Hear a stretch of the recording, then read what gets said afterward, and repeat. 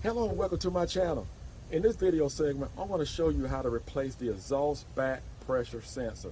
And we're going to use a scanner to determine if we need to replace one or not. And I'm going to show you that as well on a Maxxforce. If you're not a subscriber, just hit that little button over to the right, become a subscriber right away. So let's get started. I'm going to use a Genesis for my scanner. And I'm going to use a 6-pin hookup.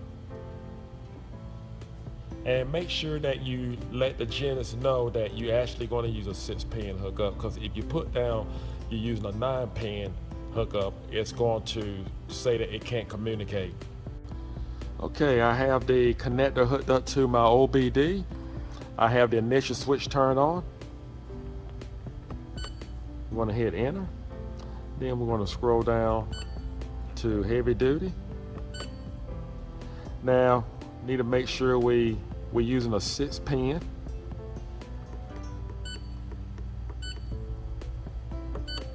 That's very important, because if we hit the wrong one, it's going to say it can't communicate.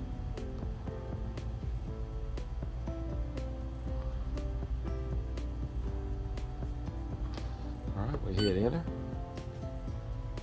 Enter. And again, you want to make sure you have your initial switch turned on.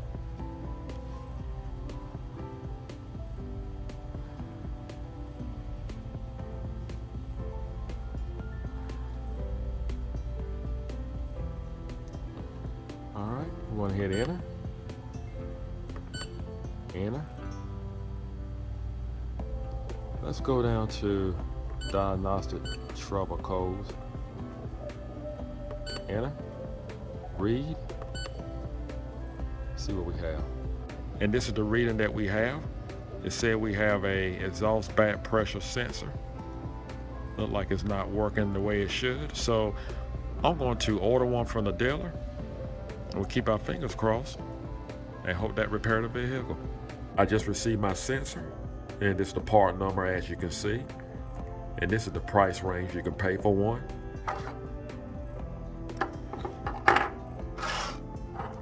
And this is what one looks like. We're going to go over to the right side of the engine.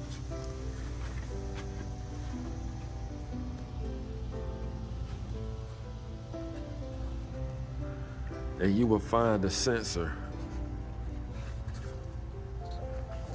down here.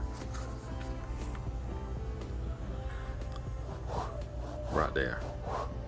All right, we want to remove that harness. All right, so I just removed a clip. What I'm going to use is a 1-inch deep well socket with a 1/2-inch ratchet and extension. I'm going to put a socket on the sensor. If you notice right here, I want to use a 16mm to hold for the line here. I don't want to damage that.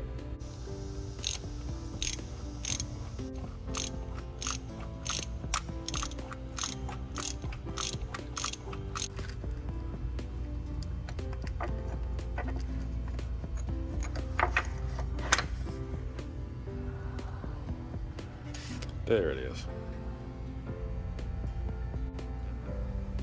Now, this is not necessary, but I'm just going to grab an air chuck and just see if I can blow out any kind of soot or carbon that may be inside the tube. Install our new sensor. And we're tightened down good.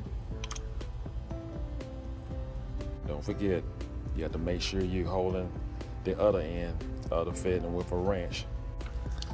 You want to make sure you reconnect your harness.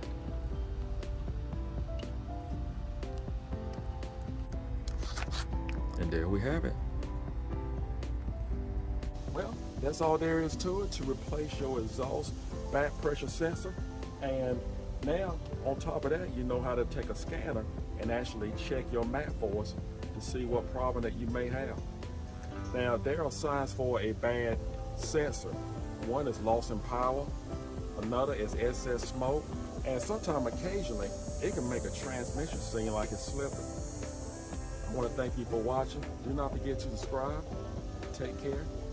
God bless.